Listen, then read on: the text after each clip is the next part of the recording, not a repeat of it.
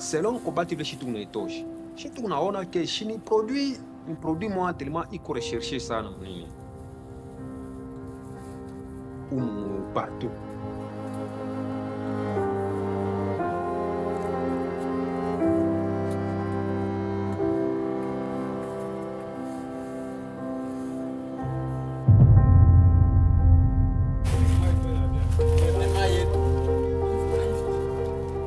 Tunatosha makobalt mwi niveau hapa sasa hivi tunasema partout.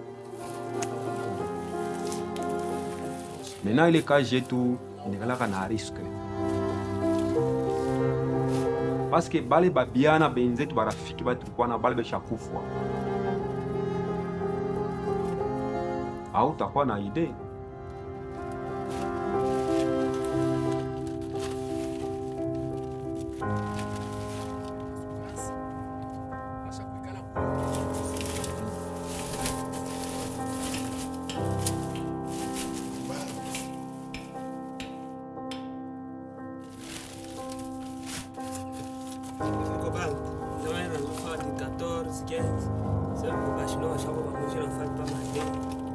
Ile tunaitaka semanke, donc mpepo inafika mniveau moya inaisha,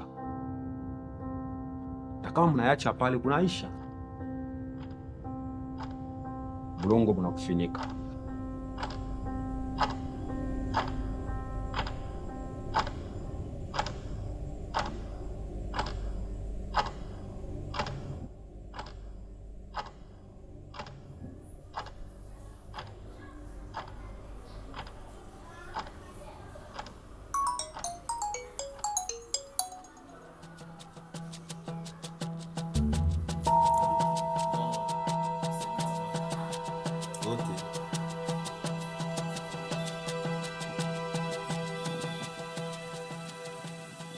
Tout le monde en parle.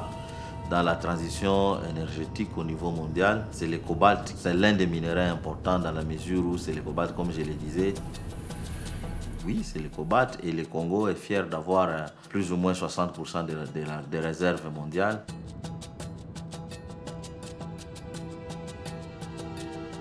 On parle partout de la transition énergétique, on parle du changement climatique, mais il y a des gens qui sont en train de payer de leur vie de cette transition-là, et ces gens-là, ce sont les gens qui vivent aux côtés de l'exploitation minière. Moi, je ne peux pas rêver de sauver la planète sans sauver mon Congo.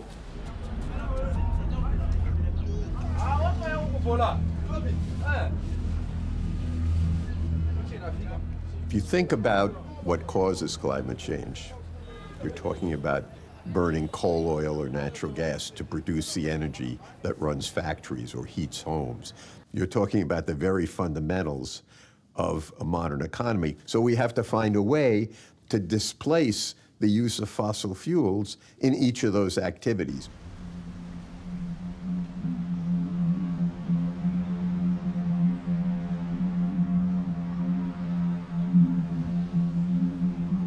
Means moving towards far more renewable-based sources of energy. But there is a material intensity to creating solar panels, electric batteries, wind turbines. And this is creating a boom in mining for the cobalt, the lithium, and other key minerals to make those technologies. Eso puede ayudar a reducir los efectos de contaminación del aire en algunas ciudades, pero el costo de ese proceso es sumamente grande. ¿De dónde viene el litio? ¿De dónde viene el cobalto? So it's crucial. Who owns the mines? How are they financed? How are they governed? Somebody always gets hurt. And unfortunately, it's usually the people in the world who are poorest and are least able to defend themselves, including in places like Congo, where the governance is a shambles.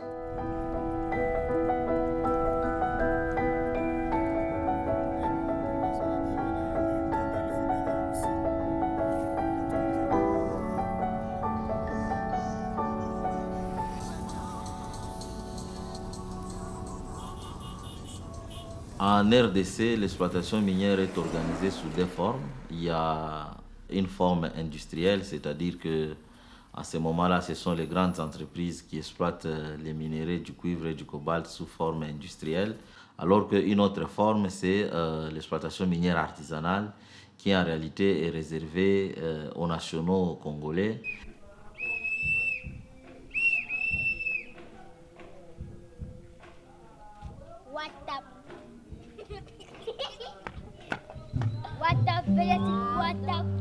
Niko père wa 8 enfants. Minakawa motelema sana, nuna miaka ya mingi sana mkaji ya krezaji.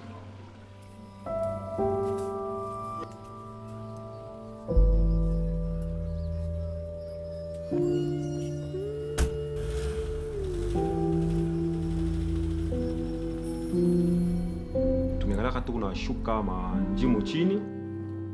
Manjimu ça dépend na ma profondeur ya pale mutenda kufikia pale mtapatia produit. Kuku mafashi ngine munaweza kufika niveau moya, peut-être muna préférer que munaweza kupata produit même ata mu 10 mètres, 15 mètres, même entre 20 ou 2 mètres munapata produit.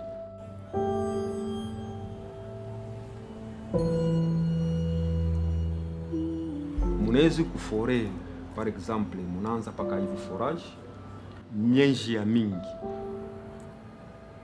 Uma profondeur ya 20 mètres, 30 mètres, 35 mètres, 40 mètres, mais ile minu unayo ni presque ni profondeur ya 21 mètres.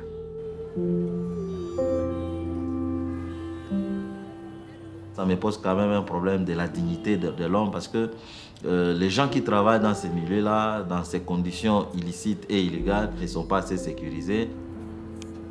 Les dangers des droits humains, et les exploitants miniers artisanaux travaillent dans des conditions, je disais, pas assez hygiéniques, pas assez sécurisantes pour eux, parce que les galeries dans lesquelles ils entrent, c'est déjà un effort assez terrible qu'ils mènent. Moi, je ne saurais pas le faire.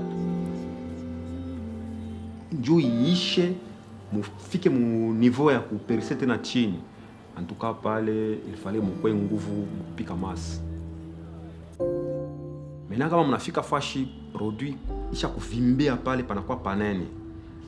Mais mshikwe na lukuka ya kufia mnene peshi. Haifanya anze kutumika ile ya mbio mbio sana.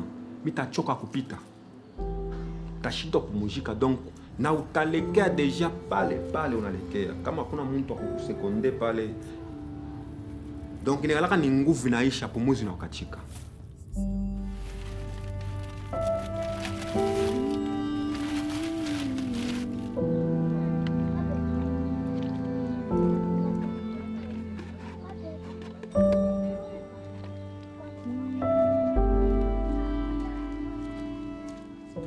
Nilikuwa na watoto wa wanaendaka paka maana mumaipo yavo wanaenda na kufanya ako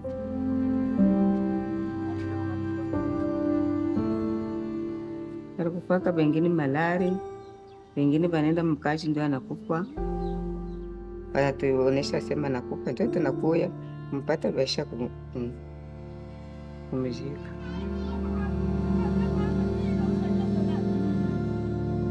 Sikia kulo kuuma. Basi mimi nabakia na mtoto mmoja ndio anakufa, utashikaje?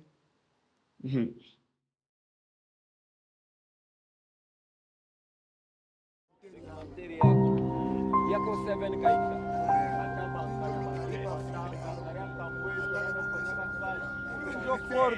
Cordo, bokolo lopanga. Ici.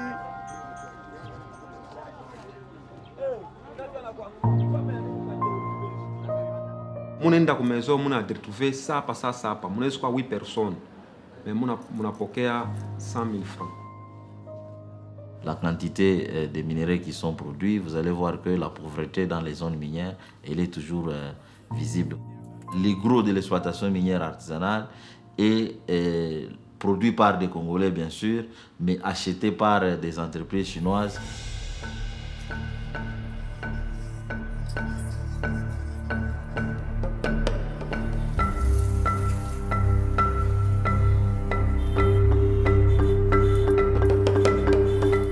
Ça va vers la Zambie. La Zambie, ça va vers l'Afrique du Sud. Et l'Afrique du Sud, ça va en Chine. Et ces minerais atterrissent en Europe, atterrissent en Occident, je voudrais dire, sous forme les batteries qu'on a dans nos téléphones, soit qu'on a dans les ordinateurs portables, soit les batteries qu'on met dans les véhicules. Unaweza kufa leo hapo, unaweza kwenda mkarieri mule me unapatikana. Celui qui travaille dur pour l'exploiter, jusqu'à présent, c'est la victime oubliée de la transition énergétique. Mais leta wetu akishikie ke fashi fulani pe natoka produit ba creseur banaanza kumitosha kwa tongo kwa tamia ja soda kule. Mais boba akishikie le mambo ile batawisha kile kirima kubantu yabo bazungao banaujisha.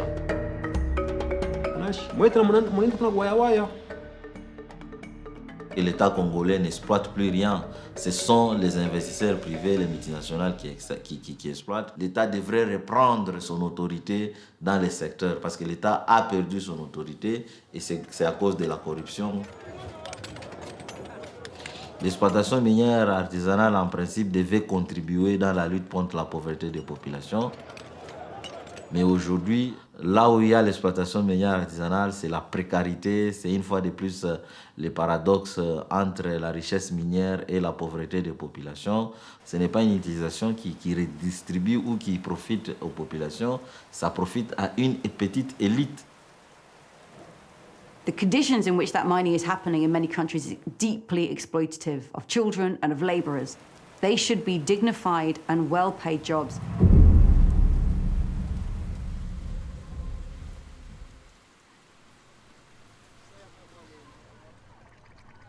Extractive industries ultimately always impoverish the countries where they're extracting. There are very few exceptions to that.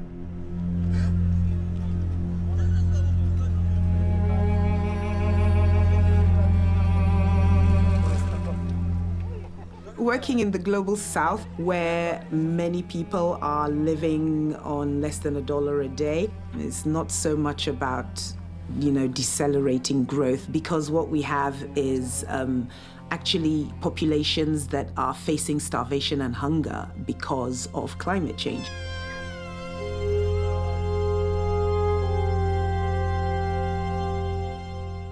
They need more food, need more of everything, not less. But how can we get more of everything without having to industrialize in the same ways that the West did?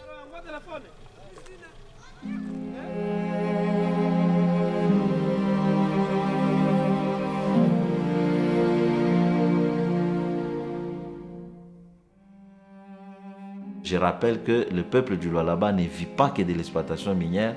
Ici, on a toujours vécu aussi grâce à l'agriculture, grâce à la pêche et d'autres activités. Autour des installations minières, il y a des rivières qui sont en train d'être polluées. Chaque fois qu'il y a une activité minière qui commence par-ci, par-là, les communautés locales perdent leurs rivières. Or, nous n'avons plus de rivières où aller pêcher.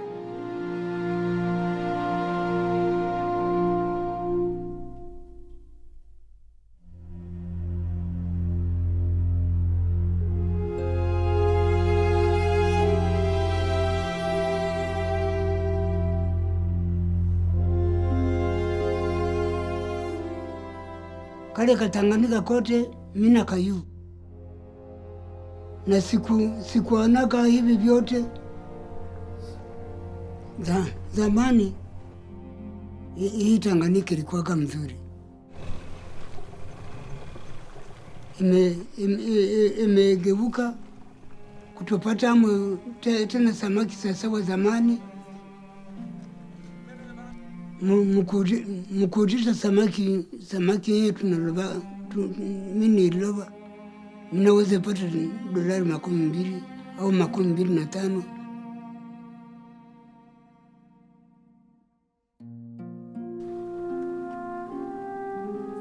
Siku moja mini ilobaga nikaalisha mtume mini ipataka samaki 120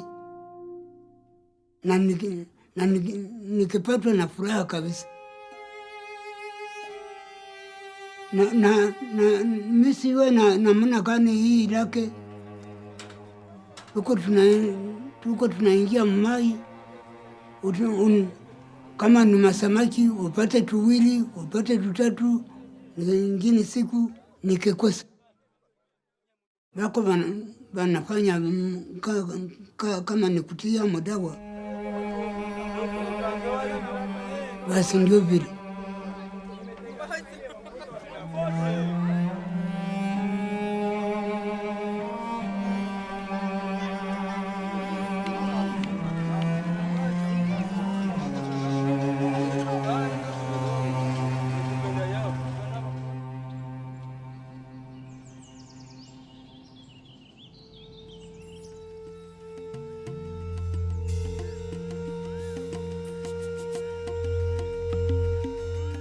There is a simple narrative that stopping all fossil fuels will get us to below a 1.5 degree.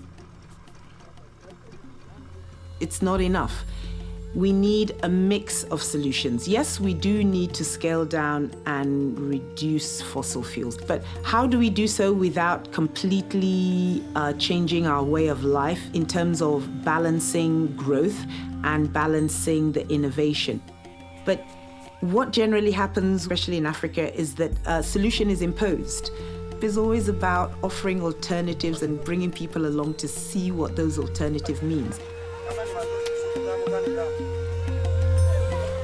En fait, on ne peut pas décider de parler du Congo sans les Congolais parce que les gens se sont lancés dans les réglementations, dans l'implantation des normes pour la gestion des problèmes du Congo sans les Congos.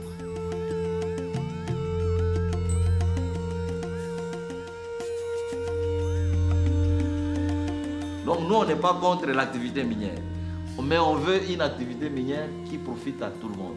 Et le premier à profiter, ça doit être nous, la population. À y profiter vraiment chez les Congolais, et qu'on a profité, soit quelques Congolais, mais surtout la communauté internationale. On sait tous aussi qu'aujourd'hui, on dit que ce sont les Chinois, mais qui a vendu aux Chinois? Ce sont les Américains. Donc aujourd'hui, les conflits là, comme quelqu'un le disait ici, nous on voit, mais on ne sait pas qui se bat en réalité. Parce qu'effectivement, on sent que sur tout le plan, Congo, il y a un chiché.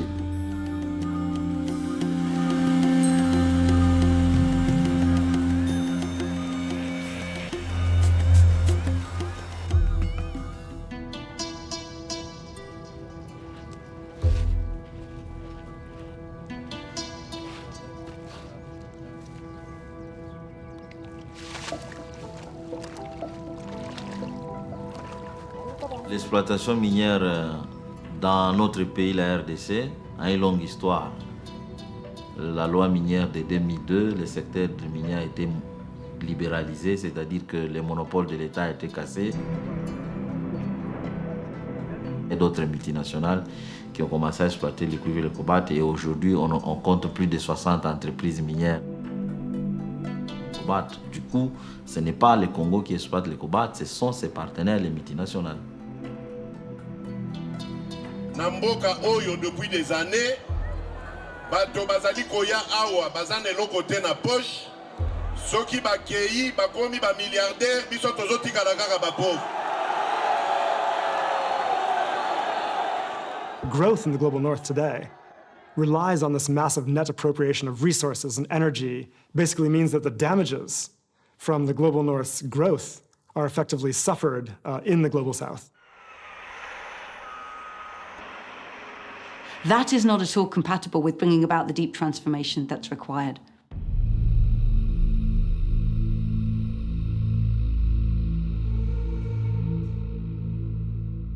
The transition toward clean technologies is one that is only available to precisely those who are most responsible for emissions. That is unacceptable. So there is a double responsibility of those who have a higher carbon footprint. First, to clean up their own act, and secondly, to support those who also need to have access to a better life.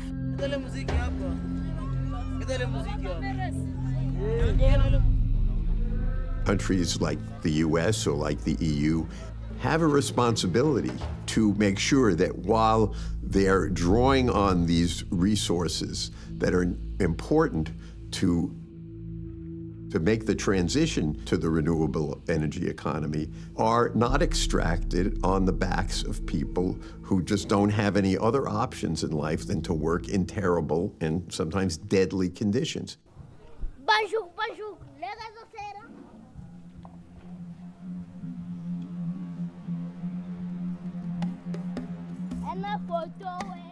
The dream in the USA of electric SUVs for all rests on the back of extraction from the mines of Congo and from the bodies of Congolese workers who are supposed to bear the brunt of that dream.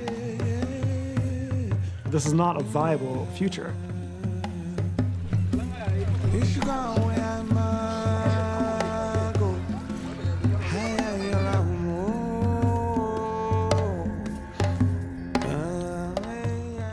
I don't hear very many people talking about is simply using less energy. I think we need to completely redefine what we think of as progress, and instead of like more energy, faster, bigger houses, bigger cars, we have to instead think of progress as more empathy, more compassion, being in balance. Donc je voudrais que les Occidentaux se solidarisent aux pauvres Congolais victimes de l'extraction, y compris des consommateurs finaux qui sont ceux-là qui consomment les produits de Tesla, qui consomment les produits de Mercedes, venir de s'intéresser des questions relatives plutôt à l'extraction minière à la base et d'aider aux solutions.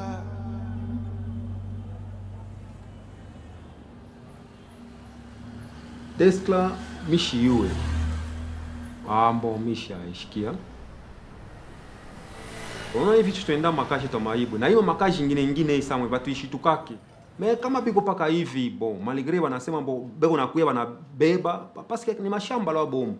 Banakwala banabeba banenda konea mu meshatone mu tutatumika yoje.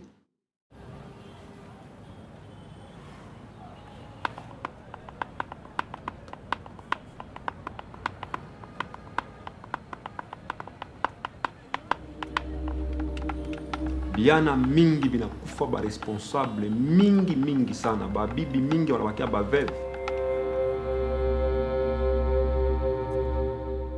Kama unangara benzetu vile bego unakufa, muntu unakufa njoo aye kwenda kumezo enda kapate 10,000 francs, même 30,000 francs. Mais anapotesha maisha. Bibi anabakia veve, batoto wanabakia bego nahangaika.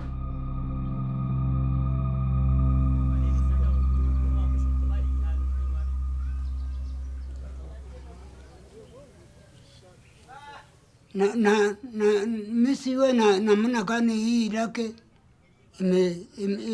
imegeuka kutopata tena samaki sasa wa zamani.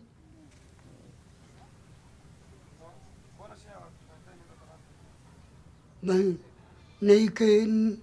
ikinisomesa watoto yangu na nimezeeka.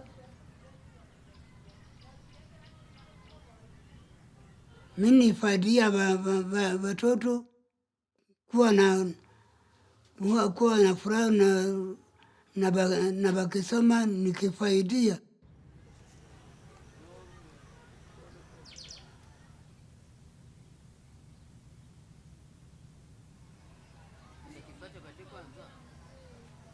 Mimi kupatikana muvidi batoto watawakia kuhangaika. Kwanza malgré unaona vile mais kesho utaingia tena mkaji. 3 jours selon makalikila yangu naisha parce que nasema kesho tena mtapata ini.